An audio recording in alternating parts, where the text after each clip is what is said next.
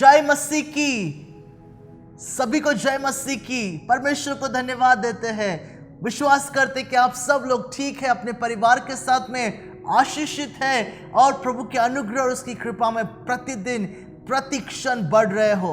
Amen, praise the Lord. क्यों ना हम प्रार्थना करें और प्रार्थना के साथ में आज के इस संदेश को जो परमेश्वर का वचन है उसको हम शुरुआत करेंगे। पिताजी, हम धन्यवाद देते हैं, धन्यवाद देते इस समय के लिए, धन्यवाद देते प्रभु जिन सारे भाई बहनों के लिए, परिवारों के लिए, बच्चों के लिए जो प्रभु इस समय परिवार के साथ में एकत्रित आकर प्रभु आपके नाम की स्तुति, प्रशंसा और आराधना करने के लिए एकत्रित है। प्रभु जी, हम विश्वास करते हैं प्रभु हमारा एक बहुत सुंदर सा आराधना का समय रहा और आपने उसे स्वीकार भी किया है। पर प्रभु जब हमारी नजरों को, हमारे आंखों को, हमारे कानों को प्रभु जब हम आपके वचनों की ओर लगाते हैं इस इतवार के दिन, इस सुबह के समय, प्रभु आप हमें आशीषित करना। धन्यवाद देते प्रभु जी उन सभी लोगों के लिए, धन्यवाद देते प्रभु जी कि उन्होंने अभी भी आपको और आपके उपस्थिति में समय बिताने को अपने जीवन की प्राथमिकता बनाया है। हम आपकी आशीषों को उन सभी लोगों के ऊपर हम चाहते हैं। धन्यवाद देते, प्रार्थना को सुना और यीशु नासरी के नाम से हम प्रार्थना मांगते हैं।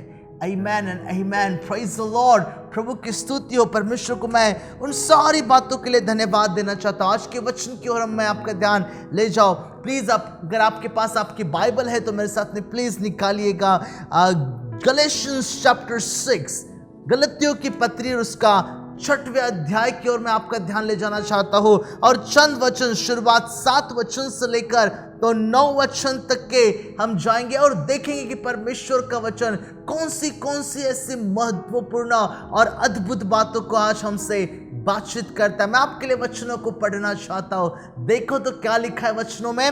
लिखा है इस प्रकार से, धोखा न खाओ, परमेश्वर ठट्टों में नहीं उड़ाया जाता, क्योंकि मनुष्य जो कुछ बोता है वही काटेगा। क्योंकि जो अपने शरीर के लिए बोता है वह शरीर के द्वारा विनाश की कटनी काटेगा, और जो आत्मा के लिए बोता है वह आत्मा के द्वारा अनंत जीवन की कटनी काटेगा। वचन 9, हम भले काम करने में साहस न छोड़े, क्योंकि यदि हम ढीले न हो तो ठीक समय पर कटनी काटेंगे। आज का वचन है बहुत ही विशेष वचन है, क्योंकि ये वचन हमारे जिंदगी से, मैं कहूँगा कि हमारे आत्मिक जीवन से जुड़ा हुआ, लगा हुआ, उसके साथ में बंधा हुआ वचन है।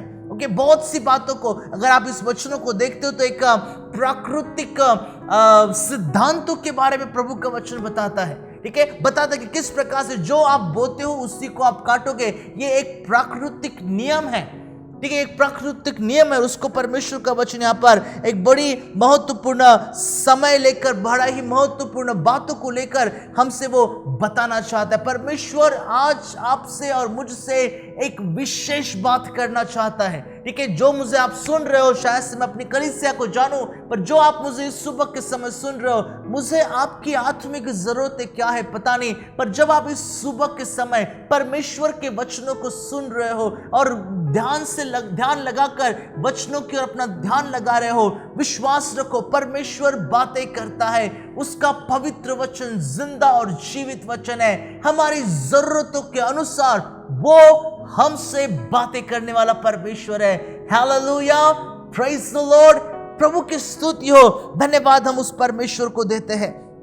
परमेश्वर का वचन कई सारे बातों को बताता है, पर मेरे प्यारो, जब बातें आती है परमेश्वर का वचन, जिस परमेश्वर को अगर कुछ बातें विशेष रीति से बतानी है तो उसे वो चेतावनी के तौर पर, इंस्ट्रक्शंस के तौर पर हमें देता है और बताना चाहता है जो बातें वो हमें बताना चाहता है। और इसलिए मैं चाहूंगा कि आप आज के वचनों को बड़ा ही गौर से सुनना और मेरे प्यारो देखो कि परमेश्वर का वचन क्या कहता है। राइट, ये बातें जो मैं आपको आज सुबह के समय इस वचनों से पढ़ा है, शायद से आपने इस वचनों को पहले कभी सुना होगा। ठीक है, अलग अलग प्रचारकों के द्वारा सुना होगा। ओके, पर मेरे प्यारो आज इस सुबह के समय परमेश्वर हमें रिमाइंड करता है, याद दिलाता है। हम भूल जाते हैं, इसलिए वो हमें याद दिलाता है। और याद क्या दिलाना चाहता है?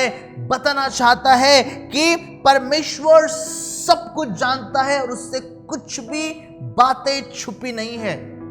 राइट, आपने सही सुना, परमेश्वर सब जानता है, उससे कोई बातें छुपी नहीं है, इसलिए धोखा मत खाना। Okay, don't be deceived. परमेश्वर थट्टों में नहीं उड़ाया जाता है। वचनों में इस प्रकार से लिखा है। और आज इस सुबह के समय मैं आपका ध्यान एक विशेष वचनों की ओर लेकर जाना चाहता हूं।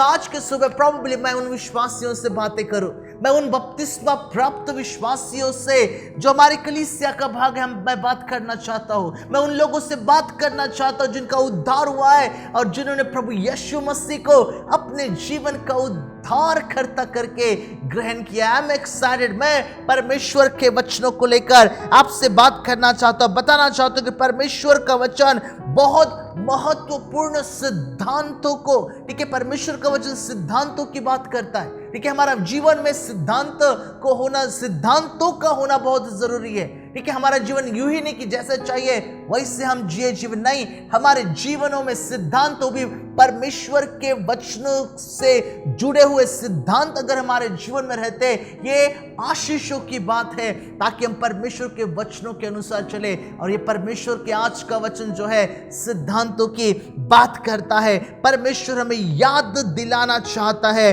बताना चाहता है कि परमेश्वर के नजर से कुछ छुपा नहीं है, वो सब कुछ जानता है, इसलिए धोखा न खाना। राइट, परमेश्वर का कुछ बिगड़ता नहीं है।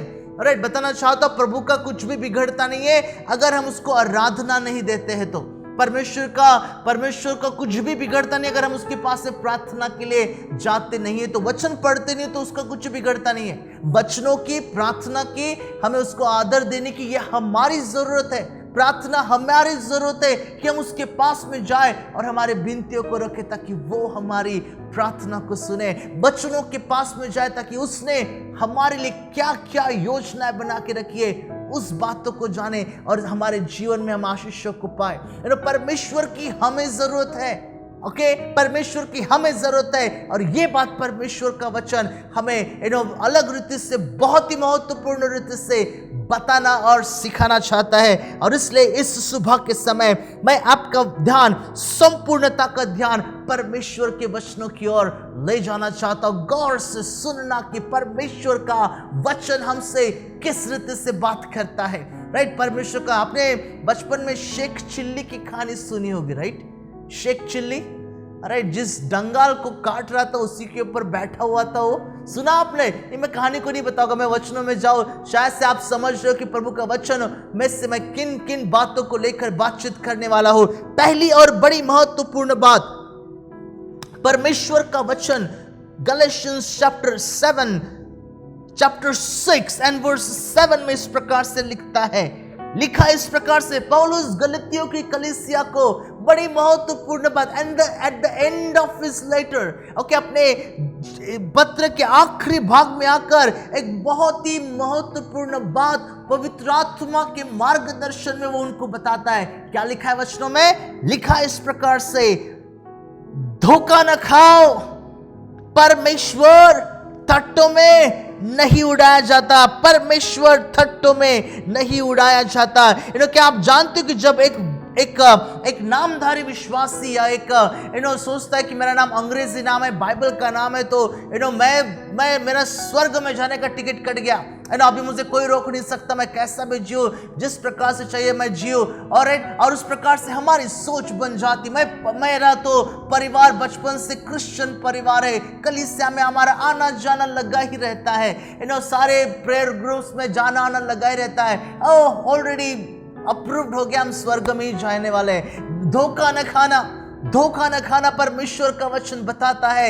यहां पर बड़ी महत्वपूर्ण बात परमेश्वर का वचन यहां पर बताना चाहता है। मेरे प्यारो, हमको परमेश्वर का वचन यहां पर एक क्लासिकल उदाहरण के द्वारा बताना चाहता है। अब आगे में जाओगे वचनों के तो आप उस बातों को समझने पाओगे। मुझे प्रभु यीशु मसीह की एक बात जो उसने कही मुझे याद आ रही है, जो आप मत्ती रचित सुसमाचार के 7वें अध्याय में पाओगे। और जैसा पेड़ वैसा फल। पिछले इतवार के दिन मैंने आपको वचनों से बातचीत किया था, नो रूट्स नो फ्रूट्स, अगर आपकी जड़ें नहीं है तो आपके फल नहीं है। उसके पहले के इतवार के दिन मैंने आत्मिक बातों से आपसे बातचीत किया था कि हमारे आत्मिक भूख बढ़ना है। आप में से कुछ लोग सोच रहे हो ये प्रचार तो मैंने नहीं सुना। अगर आपने नहीं सुना है तो वही 2 वीडियो इसी YouTube चैनल में 2 वीडियो रखे हुए हैं, प्लीज उस वीडियो को देखो और देखो कि आप अपनी आत्मिक भूख बढ़ाते हो और मजबूत आत्मिक रीति से होते हो। आपकी जड़ें मसीह यीशु में, उसके ज्ञान में और बुद्धि में, उसकी पहचान में मजबूत हो रही है और आप फल लाने वाले विश्वासी ठहरो। राइट, प्रभु का वचन यहाँ पर प्रभु यीशु मसीह उसी बातों को लेकर यहाँ पर बात करता है। मैथ्यू चैप्टर 7 एंड वर्स 20 में इस प्रकार से लिखा है, इस प्रकार उनके फलों से तुम उन्हें पहचान लोगे। राइट, झाड़ों की पहचान, झाड़ किसका झाड़ है उसकी पहचान उसके फल से होती है। आप किस प्रकार के विश्वासी हो, मैं किस प्रकार का विश्वासी हूं, इसकी पहचान मेरे नाम से या मैं किस परिवार से, खानदान से आता हूं, कितने पीढ़ी से मैं विश्वासी परिवार में पैदा होकर कितने पीढ़ी मेरी बीत गई, उससे नहीं होती है। किस फलों को तुमने अपने जीवन के द्वारा लोग देखते हैं, उससे आपकी पहचान होती है।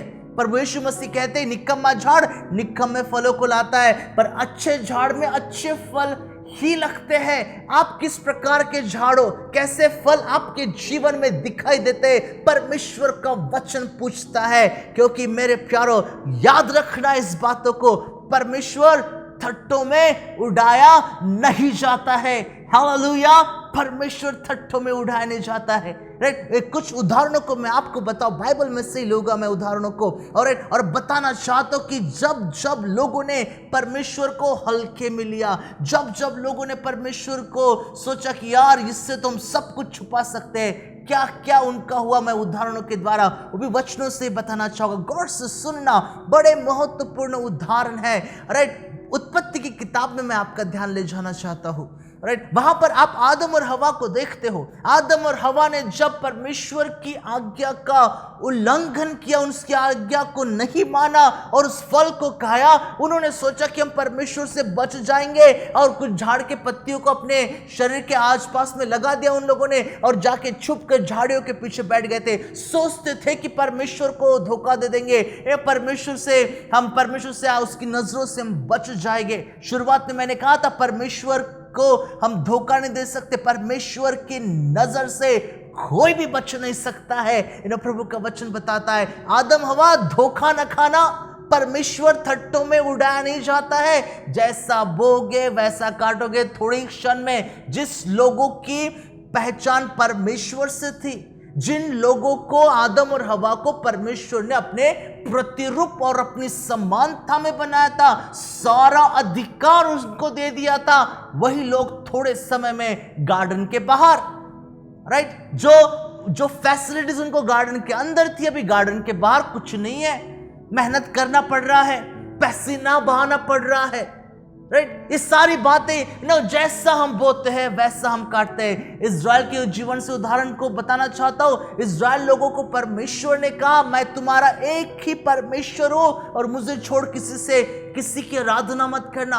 इज़राइल जैसा बोगे वैसा काटोगे। इज़राइल लोगों ने मूर्ति पूजा अपने जीवन में की, पराये देवताओं की आराधना की, पर इज़राइल ने पराये देवताओं की आराधना की। परमेश्वर ने उनको बेबीलोन के राज्य में लेकर गया, वहां पर सतावट हुई। जो बोलता है उसी प्रकार का बातों को उन्होंने अपने जीवन के लिए, अपने जीवन में एक अनुभव भी किया और काटा भी, और दर्द से कहरा रहे थे वो लोग। वचनों में इस प्रकार से लिखा हुआ है हामान के बारे में। ठीक है, हामान के बारे में जिस कहानी को आप एस्तेर की किताब में पाते हो, ये हामान कौन था बाय द वे? हामान वो व्यक्ति था जिसने यहूदियों को मारने का षड्यंत्र रचा था। राइट, परमेश्वर ठट्ठों में उड़ाने जाता। हामान, तू क्या बात कर रहा है? परमेश्वर ठट्ठों में उड़ाने चाहता है। परमेश्वर के लोगों की ओर वो अपनी नजर लगाए रखता है। वो परमेश्वर उसके लोगों को कैसा मुश्किल में पड़ने देगा। हामान ने जिस फंदे पर अटकाने के लिए मुर्दकाय को अटकाने के लिए रखा हुआ था, थोड़े समय में आप देखते हो कि बाजी पलट गई। हामान जो था उस फंदे के ऊपर लटका। परमेश्वर, क्या कहा मैंने? परमेश्वर ठट्ठों थट्टों में उड़ाया नहीं जाता है, उड़ाया नहीं जाता है। प्रभु का वचन मेरे प्यारो हमें मदद करता है समझने के लिए। यहोशू की किताब में से उदाहरण आपको बताओ, आकान का परमेश्वर के मंदिर की वस्तुओं को उसने अपने घर के पिछवाड़े में गया और उसमें छुपा कर रख दिया।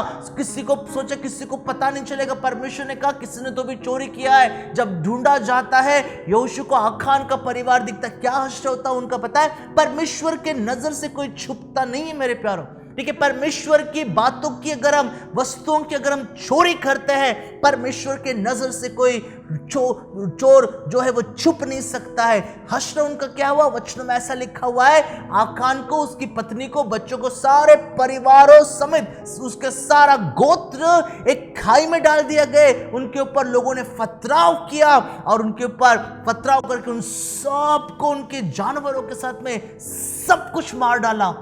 परमेश्वर का वचन कहता है परमेश्वर थट्टों में उड़ाया नहीं जाता है, कभी उड़ाया नहीं जाता है। गेहजी ने सोचा परमेश्वर को थट्टों में उड़ाएंगे। गेहजी ने सोचा परमेश्वर को क्या पता है, मेरे मालिक को क्या पता रहेगा। जाता है जब एलीशा ने नामान को कोड़ों से चंगा किया, जब एलीशा ने कहा नामान से कि नामान मुझे किसी चीज की जरूरत नहीं, जो तू मुझे दे रहा है वो तू लेकर जा, मुझे किसी बातों की जरूरत नहीं। गेहजी सोचता है मेरा मालिक थोड़ा सा सटिया गया है, अरे अच्छे कपड़े थे, अच्छे सोने चांदी थे, सब कुछ दे रहा था, क्यों नहीं लिया। ये बंदा थोड़े समय में दौड़ दौड़ कर जाता है उस नामान के पीछे, कहता अरे मेरे मालिक ने कहा कि थोड़े से कपड़े दे दो और थोड़ा पैसा दे दो, हमारे घर में कोई तो भी आया है गेस्ट। राइट, जब ये बात एलीशा को पता चलती है, पता आपको क्या होता है? गेहजी के हाथ और पैरों में पूरा का पूरा कोड़ जो नामान का था उसके परिवार में, उसके शरीर पर आ गया। परमेश्वर थट्टों में उड़ाया नहीं जाता है। हालेलुया, परमेश्वर थट्टों में उड़ाया नहीं जाता है। योना सोच रहा था कि यार मैं परमेश्वर की नजर से भाग जाता हूं, कहां पर छुपाता हो। राइट, संडे स्कूल के बच्चों को अगर आप मुझे सुन रहे हो तो पूछना चाहता हूं, कहां छुपा था योना? योना जो था वो बोट के निचले भाग में जाके छुपा था, सोचता था कि परमेश्वर की नजर से मैं बच जाऊंगा। मेरे प्यारो बताना चाहता हूं योना कि परमेश्वर के नजरों से तू छुप नहीं सकता। धोखा मत खाना, परमेश्वर थट्टों में उड़ाया नहीं जाता है। राइट, एक ही क्लासिकल उदाहरण, ऐसे कई सारे उदाहरणों को एक करके मैं आपको वचनों से बताओ। एक आखिरी उदाहरण, हनन्याह और सफीरा, उन्हीं का पैसा था। राइट, उन्हीं का पैसा था, पर वादा जब वो करते हैं परमेश्वर ये सब पैसा हम तेरे भंडार में लेकर आएंगे, तो उन्होंने अपने ही पैसे को जो परमेश्वर को देना था अपने पास में छुपा कर रखा। जब पतरस आता है पूछता है कि ये पैसा जो तूने था छुपा के रखा क्या, वो कहता कि नहीं हमने ऐसा कुछ नहीं किया। परमेश्वर थट्टों में उड़ाया नहीं जाता है। राइट, परमेश्वर कभी भी इस बातों को गांठ बांध के रख लो, इस बातों को आप अपने लिए एक सिद्धांतों को जैसा बना के रख लो। परमेश्वर थट्टों में उड़ाया नहीं जाता। God can not be mocked. धोखा मत खाना, परमेश्वर थट्टों में उड़ाया नहीं जाता है। परमेश्वर जैसा कहता है वो उसी प्रकार से करता है। मेरे प्यारो, परमेश्वर के वचनों के उस प्रतिष्ठा को, परमेश्वर के वचनों के उस महान कार्य को मैं क्या बताऊं। क्या है परमेश्वर का वचन, कितना सामर्थ्य, कितना शक्तिशाली, कितना मेरे प्यारो सामर्थ्य रखने वाला परमेश्वर का वचन है। इसकी महिमा को मैं और क्या बताऊं मैं आपको। इब्रानी की किताब में अगर मैं आपको ले जाता हूं और उसके चौथे अध्याय के 12 और 13 वचन को अगर मैं आपके लिए पढ़ता हूं तो परमेश्वर के वचनों की सामर्थ्य का पता आपको चलेगा। राइट, लिखा है इस प्रकार से, Hebrews chapter 4 and verse 12 to verse 13 में लिखा है, क्योंकि परमेश्वर का वचन जीवित, प्रबल और हर एक दोधारी तलवार से भी चोखा है और प्राण और आत्मा को और गुदे गुदे को, गांठ गांठ को और गुदे गुदे को अलग करके आर पार भेदता है और मन की भावनाओं को, विचारों को जांचता है। सृष्टि की कोई वस्तु उससे छिपी नहीं है, वरन जिससे हमें काम है उसकी आंखों के सामने सब वस्तुएं खुली और प्रगट है, प्रभु का वचन कहता है। परमेश्वर का वचन यहाँ पर परमेश्वर के वचनों के उस सामर्थ्य को बताता है। परमेश्वर से कोई बात छुपी नहीं है। धोखा मत खाना, राइट? आपको लगता है आप अपने आप को धोखा दे रहे हो, परमेश्वर को धोखा दे रहे हो, गलत फहमी में मत रहो। आप परमेश्वर को नहीं, आप अपने आप को धोखा दे रहे हो, राइट? आप प्रिटेंड कर रहे हो, आप एक नामधारी विश्वासी बनकर जी रहे हो। आप परमेश्वर को धोखा नहीं दे रहे हो, आप अपने आप को धोखा दे रहे हो। आप वचनों के अनुसार नहीं चल रहे हो, वचनों को अपने जीवन की प्राथमिकता आपने नहीं बनाई है। आप परमेश्वर को धोखा नहीं दे रहे हो, आप अपने आप को धोखा दे रहे हो।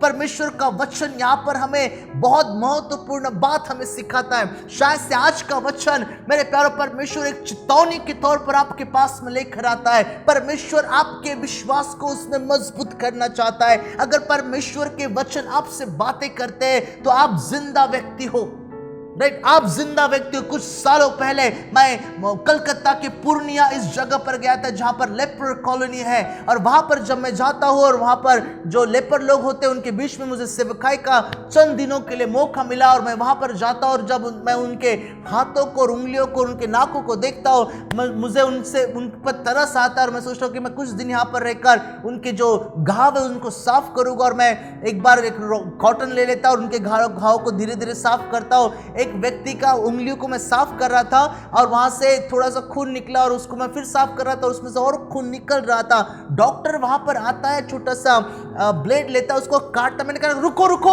काट क्यों रहे हो, उसको दर्द होगा।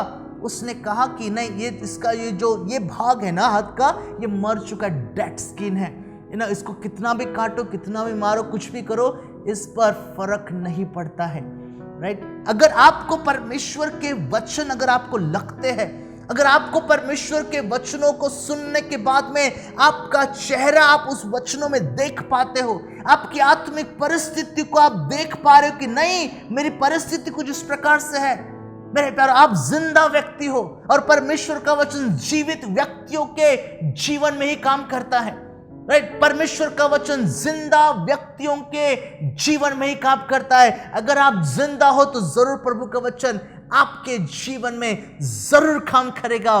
प्रभु की स्तुति मैं यहां पर करना चाहता हूं। Hallelujah, praise the Lord. प्रभु आप सबको आशीष करे। दूसरी और बड़ी महत्वपूर्ण बात मैं प्रभु के वचनों से बताना चाहता हूं, और वो इस प्रकार से है, जो कुछ बोता है वही काटता है। आगे के वचनों में गलेशियंस चैप्टर 6 एंड वर्स 7 का दूसरा भाग, क्योंकि मनुष्य जो कुछ बोता है, जो कुछ बोता है, राइट? अगर आप गेहूं बोते हो तो आप एक्सपेक्ट नहीं करोगे कि आप आपके चावल की खेती आ जाए, और अगर आप चावल बोते हो तो आप एक्सपेक्ट नहीं करोगे कि यहाँ पर गन्ने की खेत आ जाए। हम बिल्कुल नहीं, जिस बातों को हम, जिस बीज को जमीन में डालते हैं, जिसकी हम खेती करते हैं, जो हम बोते हैं, उसी बातों को आप अपने खेतों में देखने पाओगे। अरे एक बहुत ही बड़ा और महत्वपूर्ण सिद्धांत परमेश्वर का वचन हमें बताता है, जो मनुष्य बोता है, ऐसा लिखा है वचन में, हर एक क्योंकि मनुष्य जो कुछ बोता है, लिखा है, वही काटेगा। प्रभु का वचन मेरे प्यारो, आप में से पता नहीं कितने लोगों को खेती करने का अनुभव है। आपको अगर खेती करने का अनुभव है तो बड़ी अच्छी बात है, आप मेरी बातों को समझ रहे हो। अगर आपको खेती करने का अनुभव नहीं है तो शायद से आप मेरे कैटेगरी में आ जाते हो, जहां पर हमें समझना पड़ता है कि खेती करने का एक सिंपल सा प्रिंसिपल है कि जिसको हम बोते हैं उसी को हम काटेंगे। और ये बात, इतनी बात समझने के लिए आसान है और हम इस बातों को समझ भी सकते हैं, राइट? मैंने अपने जीवन में कभी भी खेती का अनुभव अपने जीवन में नहीं किया, पर जो खेती करते हैं, ठीक है, आप उस बातों को समझ पा रहे होंगे। सो इस सुबह के समय मैं आपसे बात करना चाहता हूं, ठीक है? आपसे मैं ये पूछना चाहता हूं, एक बड़ा प्रश्न आता है कि तो आप और मैं क्या बोल रहे हैं? ओके, हमारे जीवन के द्वारा हम कौन सी खेती कर रहे हैं? हमारे जीवन के द्वारा, हमारे शब्दों के द्वारा, हमारे विचारों के द्वारा, हमारे कार्यों के द्वारा हम किस प्रकार की खेती कर रहे हैं और कौन सी जगह के ऊपर हम बीज बो रहे हैं? कि परमेश्वर के वचनों में अगर आप थोड़ा आगे जाओगे और 8वें वचन को पढ़ोगे तो 8वां वचन कुछ इस रीति से लिखा है वचनों में इस प्रकार से, क्योंकि जो अपने शरीर के लिए बोता है वह शरीर के द्वारा विनाश की कटनी काटेगा, और जो आत्मा के लिए बोता है वह आत्मा के द्वारा अनंत जीवन की कटनी काटेगा। परमेश्वर का वचन यहाँ पर दो जगह के बारे में बताता है। शरीर में शरीर की और शरीर की बातों के लिए बोना, आत्मा और आत्मा की बातों के लिए बोना। शरीर और शरीर के बातें, शरीर की अभिलाषा, आंखों की अभिलाषाएं, जीविका का घमंड और इन सारे बातों के ऊपर विचार करना और संसारिक रीति से जीवन जीना, या आत्मा की बातों पर ध्यान रखना, आत्मिक जीवन में मजबूती को पाना, परमेश्वर के वचनों में, प्रार्थना में, सहभागिता में और परिवार के साथ में समय बिताते हुए लोगों को आत्मिकता में मजबूत करना, ये आत्मिक खेती हो गई, ये आत्मिक बातें हो गई। तो जिस बातों को हमारे जीवन में हम प्राथमिकता देते हैं, परमेश्वर का वचन कहता है, शुरुआत में लिखा है, धोखा न खाना, परमेश्वर तट्टों में नहीं उड़ाया जाता है। जैसा तुम बोते हो, जो कुछ बोते हो उसी को तुम अपने जीवन में काटने पाओगे। प्रभु का वचन यहाँ पर मेरे प्यारों मदद करता है समझने के लिए। हमारे शरीर में अगर हम बोते हैं तो हम शरीर के द्वारा निकलने वाले फलों को, निकलने वाली फसल को ही काटेंगे। पौलुस यहाँ पर इस बातों को बताने से पहले बताता है कि कौन सी खेती होती है। दो प्रकार की खेती, शरीर में खेती और आत्मिक खेती। शरीर की खेती के बारे में अगर आप शरीर के लिए काम करते हो तो ये सारी बातें हमारे जीवन का भाग बनती है। देखो तो क्या लिखा है 5वें अध्याय Galatians chapter 5 and verse 19 onwards में। ये हमारे शरीर में अगर हम बोते हैं तो ये वाली फसल हमारे लिए रखी हुई है। देखो क्या लिखा है यहाँ पर, शरीर के काम तो प्रकट है, अर्थात व्यभिचार, गंदे काम, लुचपन, मूर्ति पूजा, टोना, बैर, झगड़ा, ईर्ष्या, क्रोध, विरोध, फूट, विधर्म, डाह, मतवालापन, लीला क्रीड़ा, ... राइट। और उसमें लिस्ट बहुत बड़ी है, पौलुस कहता है, और इसके जैसे और कई सारे हैं। राइट। और वचनों में यहाँ पर भी ऐसा भी लिखा हुआ है कि परमेश्वर के राज्य के वारिस नहीं होगे। ये एडिशनल वहां पे थोड़ा अगर आप आगे वचनों को पढ़ते हो तो ऐसा लिखा है, ऐसे काम करने वाले परमेश्वर के राज्य के वारिस नहीं होते, क्योंकि परमेश्वर थट्टों में उड़ाया नहीं जाता है। सोचो मत कि जिस प्रकार से मैंने शुरुआत में कहा है, परमेश्वर से हम सब कुछ छुपा लेंगे। परमेश्वर क्या किसी इंटेलिजेंट ब्यूरो से भी क्या स्मार्ट व्यक्ति है? परमेश्वर से हम छुपा लेंगे? हमने तो सब कुछ अंधेरे में करते, प्रभु को क्या पता चलता है? राइट। परमेश्वर, मेरे प्यारो, प्रभु का वचन कहता है, परमेश्वर के आंखों से कुछ भी बातें सुबह। मनुष्य के लिए आप छुपा सकते हो, मनुष्य के लिए मेरे प्यारो आप प्रिटेंड कर सकते, दिखावटी चेहरा बनाकर उनके सामने आ सकते हो, परमेश्वर के सामने छुपा नहीं सकते हैं। और इसलिए कहा वचनों में इस प्रकार से, धोखा न खाना, परमेश्वर तट्टों में उड़ाया नहीं जाता है। जो जिस प्रकार से बोलता है वैसी कटनी काटेगा। महत्वपूर्ण सिद्धांत परमेश्वर का वचन यहाँ पर बताता है। पर जो आत्मा में बोता है उसके लिए वचन कहता है, प्रेम, आनंद, मेल, धीरज, कृपा, भलाई, विश्वास, नम्रता और संयम, ये सारे फल आपके जीवन से प्रोजेक्ट होंगे, आपके जीवन से दिखेंगे। मेरे प्यारो, प्रभु का वचन, आत्मा में जीवन जीना, आत्मिक बातों में जीवन जीना, पवित्र आत्मा में रहकर जीवन जीने का एक अनुभव ही अलग है। और हर एक विश्वासी भाई बहन ने, परिवारों ने इस अनुभव के साथ में जीना। मेरे प्यारो, परमेश्वर का वचन कहते हैं कि ऐसे हमने जीना है। आमीन, हालेलुया। प्रभु का वचन है, तगड़ा वचन है मेरे प्यारो, हमें मदद करता है। अगर आप जिंदा हो तो प्रोबेबली आप समझ पा रहे होगे कि मैं आपसे या परमेश्वर का आत्मा आपसे किस रीति से बातचीत कर रहा है। हालेलुया। मैं प्रभु को धन्यवाद देना चाहता हूं। हम मेरे प्यारो शरीर के लिए ना जिए, ठीक है? शरीर की अपनी अपनी जरूरत है, सही बात है, पर मैं शारीरिक कार्यों के बारे में बात कर रहा हूं। जिस प्रकार से यहां पर 5वें अध्याय के 18, 19 और 20 वचनों में लिखा हुआ है, व्यभिचार, गंदे काम, लुचपन, झगड़ा, मूर्ति पूजा, टोना, बैर, ईर्ष्या, क्रोध, फूट, विरोध, ये सारे जो बातें हैं संसार की बातें हैं। प्रभु का वचन हमें शुरुआत से ही कहता है कि परमेश्वर थट्टों में उड़ाया नहीं जाता है। आदम, हवा, गेहजी, ओ समझो मत आखान कि तुम थट्टों में परमेश्वर को उड़ाओगे और प्रभु शांत बैठेगा। है ना, हनन्या और सफीरा, परमेश्वर को तुम थट्टों में उड़ाओगे, चोरी करके रखोगे और प्रभु शांत रहेगा। नहीं नहीं नहीं, जैसा जो बोता है उसी प्रकार की कठिनी को वो काटेगा। प्रभु का वचन बड़े तगड़े रीति से, सामर्थ्य रीति से हमारे पास में आ जाता है, बताना चाहता है कुछ बड़ी और महत्वपूर्ण बात वो वचन से यहाँ पर बताना चाहता है। मेरे प्यारो, प्रभु का वचनों में से एक बात मुझे पता चली कि जो हमारा हृदय होता है ना, इस पर हमारा काबू नहीं, बड़ा धोखा देने वाला है। ठीक है, हमारा हृदय, हम जिस हृदय में या जिस मन में हम सोच विचार करते ना, ये हमारी विचारों का एक प्रॉब्लम है। ठीक है, हमारी विचार की क्षमता बदलनी जरूरी है। ठीक है, हमें वो मन चाहिए जो मसीह यीशु का था, वो विचार हमारे चाहिए जो मसीह यीशु के विचार थे, उसके वचनों के अनुसार हमारे विचार चाहिए। राइट, और जब इस प्रकार की बातें हमारे जीवन का भाग बन जाती है, जीवन बदलता है। हमारी सोच अभी भी शायद से संसारिक रीति से मुझे बदला लेना है, मुझे क्रोध आता है और मुझे ये इस बातों को मेरे जीवन के लिए मैं बदला जरूर लेकर रहूंगा, कैसा भी क्यों ना हो। राइट, हम मेरे प्यारों अभी भी संसारिक रीति रिवाजों में और संसारिक बातों में इतने जकड़े हुए कि एक अच्छा एक सच्चा विश्वासी, एक आत्मा से भरा हुआ विश्वासी का वो आनंद शायद से आप अपने जीवन के लिए उठा नहीं पा रहे हो। परमेश्वर आपको बुला रहा है, कम बैक, परमेश्वर के पास में तुम आओ। वो आपकी पवित्र आत्मा से हमें भरना चाहता है। वो हमारे जीवन में प्रेम, आनंद, मेल, धीरज, कृपा, भलाई, विश्वास, नम्रता, संयम, इन फलों को आपके अंदर में वो बढ़ाना चाहता है।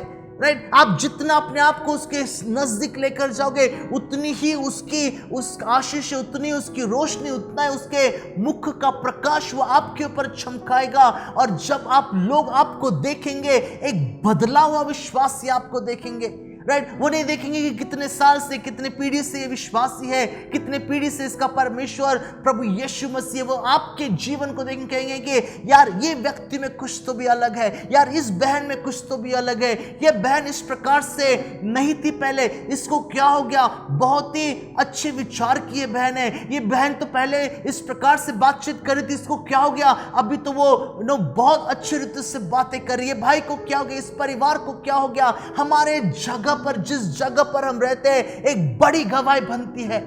आमेन, हालेलुया। प्रभु की मैं स्तुति यहां पर करना चाहता हूं। मैंने कह रहा था कि वचनों में इस प्रकार से लिखा है कि हृदय जो है, मन जो है, बड़ा धोखा देने वाला है। और उस वचनों को मैंने यिर्मयाह की किताब के 17 अध्याय के 9 वचन में मैंने पाया। और वचन इस प्रकार से लिखा हुआ है, लिखा है यहां पर, मन तो सब वस्तुओं से अधिक धोखा देने वाला है, उससे असाध्य रोग लगा है, उसका भेद कौन समझ सकता है। मन तो सारे बातों से मेरे पैरों अधिक धोखा देने वाला है। राइट, हमारा मन बहुत धोखा देने वाला है, प्रभु का वचन बताता है। राइट, और इसी मन में हम जब परमेश्वर के वचनों को समा कर रखते हैं, हमारा मन हमारे कंट्रोल में रहता है। इसलिए वचन कहता है, शरीर के छलाए मत चलो, आत्मा के छलाए चलो। आमेन, हालेलुया।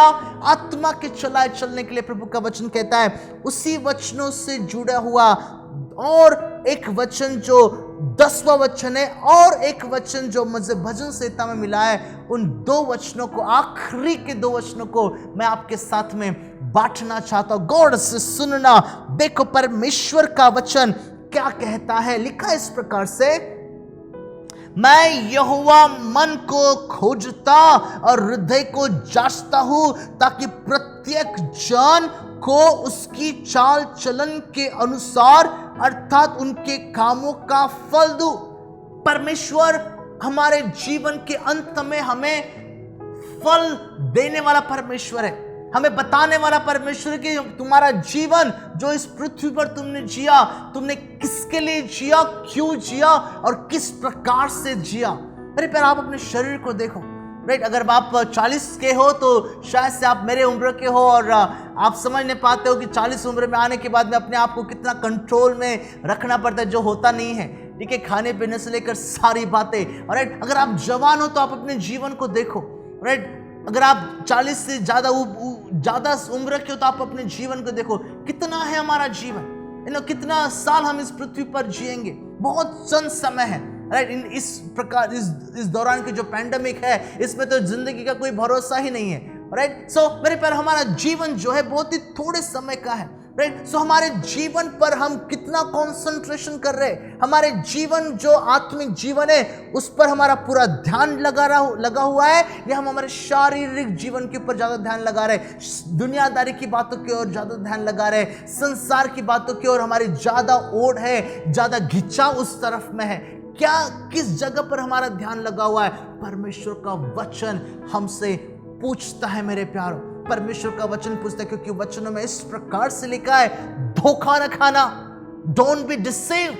परमेश्वर ठट्ठों में उड़ाया नहीं जाता है। जो मनुष्य जैसा बोता है वैसा कटनी काटेगा। ये परमेश्वर के वचनों का सिद्धांत है। आकाश और पृथ्वी टल जाएगी, प्रभु का वचन टलेगा नहीं। जैसा लिखा है उसी प्रकार की बातें आपके और मेरे जीवन में होकर ही रहेगी। प्रभु का वचन हमें बताता है समझने के लिए।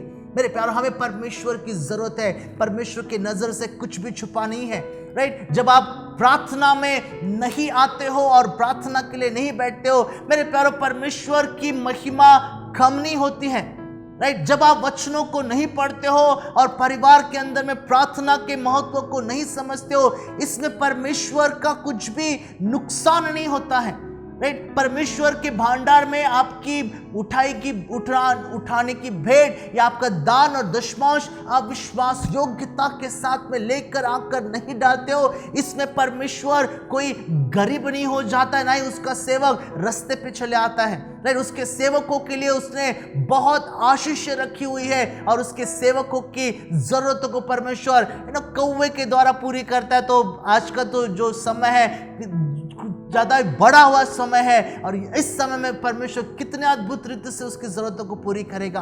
परमेश्वर यहाँ पर एक महत्वपूर्ण प्रिंसिपल, एक सिद्धांत हमारे जीवन के लिए बताना चाहता है, धोखा मत खाना। परमेश्वर ठट्ठों में उड़ाया नहीं जाता है, जो जैसा बोता है वैसा ही वो काटेगा, राइट। आप जिस प्रकार से आपके आत्मिक जीवन के लिए बोते हो, उतना ही आपका आत्मिक जीवन मजबूत होगा। ऐसा नहीं है कि आत्मिक भोजन आपके सामने परोसा नहीं जाता है, ठीक है। एक शायद से मैं जो व्यक्ति हूं, जो आपका पास्टर हूं, मैं आपके लिए आत्मिक भोजन तैयार करके दे सकता हूं। प्लेट शायद से आप जहां बैठे हो वहां लाकर दे सकता हो, उठाकर खाना ये आपकी जिम्मेदारी है।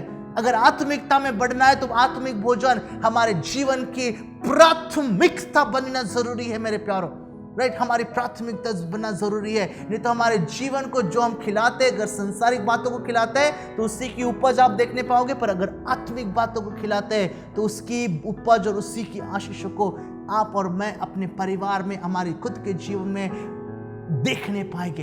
हालेलुया। प्रभु आपको आशीष करे। वादा किया था। और एक आखिरी का वचन और उसके साथ हम रुकेंगे। भजन संहिता 139 and verse 23 and verse 24। Bhajan Samhita 139 and verse 23 and verse 24 में इस प्रकार से प्रभु का वचन लिखा हुआ है, और मैं आपके लिए उस वचन को पढ़ता हूं। लिखा इस प्रकार से है, परमेश्वर मुझे जांच कर जान, मुझे परख, मेरी चितौनियों की ओर जान, मेरी चिंताओं को जान ले, और देख कि मुझ में कुछ बुरी चाल है कि नहीं, और अनंत के मार्ग में मेरी अगुवाई कर। हमारा डेस्टिनेशन मेरे प्यारों पृथ्वी पर नहीं है, राइट। हमारा डेस्टिनेशन वो स्वर्गीय स्थानों की आशीषों को पाना, उस मसीह के साथ में जो हमारा परमेश्वर है, हमारा दोस्त है, उसके साथ में रहना। हमारा डेस्टिनेशन वो है मेरे प्यारों। और इसलिए हमने देखना है कि हम किस प्रकार के जीवन को हम प्राथमिकता देते हैं, क्योंकि वचनों में इस प्रकार से लिखा हुआ है। आखिरी में बताना चाहता हूं, धोखा मत खाना, परमेश्वर ठट्ठों में उड़ाया नहीं जाता है। आप जैसा बोगे, मैं जैसा बोगा, उसी बातों की कटनी को मैं अपने जीवन के लिए काटूंगा। प्रार्थना हम करेंगे। परमेश्वर को धन्यवाद दे। पिताजी, हम धन्यवाद देते हैं, आपके पवित्र वचनों के लिए धन्यवाद देते हैं, सुने गए उन सभी कानों के लिए धन्यवाद देते हैं। धन्यवाद देते कि आपने हमारी मदद किया कि आपके वचनों को हम हमारे जीवन के लिए स्वीकार करें। धन्यवाद देते कि आज भी हम जीवित हैं, आत्मिक रीति से जीवित हैं। आज भी हम आपके वचनों को सुनकर उसके अनुसार चलने की प्रतिज्ञा करते हुए इस समय से हम उठते हैं। हम धन्यवाद देते प्रभु जी, क्योंकि प्रभु आप जिंदा और जीवित परमेश्वर, सारी बातों में प्रभु आपको आदर हम देते हैं। धन्यवाद के साथ में यीशु नासरी के नाम से हम प्रार्थना मांगते हैं। Amen and amen. Praise the Lord. प्रभु आपको आशीष करे। अनाउंसमेंट जस्ट बताना चाहता हूँ, आने वाले हफ्ते में वेडनेसडे के दिन एंड फ्राइडे के दिन 2 दिन हमारी बाइबल स्टडी ऑनलाइन रहेगी। ठीक है, जूम मीटिंग के द्वारा हम इस बाइबल स्टडी को चलाते हैं। आपको लिंक भेजा जाता है, अगर आपको नहीं भेजा मिलता है तो आप मुझे प्लीज बताना। और प्लीज आप सबसे विनती है, आत्मिक भोजन उस दिन बांटा जाएगा और आत्मिकता के भूखे और प्यासों प्लीज आ जाओ, ताकि परमेश्वर के वचनों से हम तृप्त किए जाए। Amen and God bless you all. Thank you.